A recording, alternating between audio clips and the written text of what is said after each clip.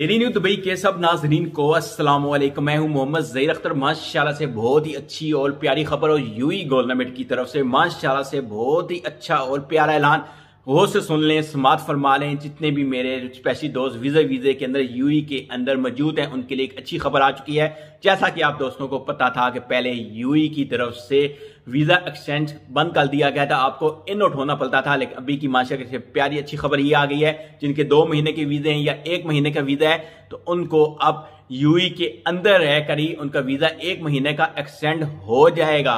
माशाल्लाह से अच्छी खबर है, उनका यूएई के अंदर ही रह के 1 महीना वीजा एक्सटेंड किया जा सकेगा।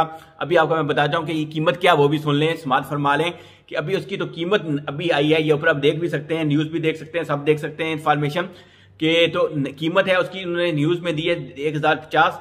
आप इसमें मे बी तो ट्रैवल टूरिज्म वालों को उनका 100 दरम मजीद ऐड कर लें तो ये तकरीबन 1100 के 1150 1050 से 1150 दरम के दरमियान में आपको 1 महीना एक्सटेंड किया जा सकता है यूएई के अंदर। ये बहुत अच्छी ऑफर है आप सब दोस्तों के लिए, इसको ज्यादा से ज्यादा शेयर करें। जितने भी यूएई के अंदर मेरे प्यारे भाई दोस्त हैं ये आ रहे हैं उनकी इंफॉर्मेशन में इजाफा हो जाए। अल्लाह हाफिज।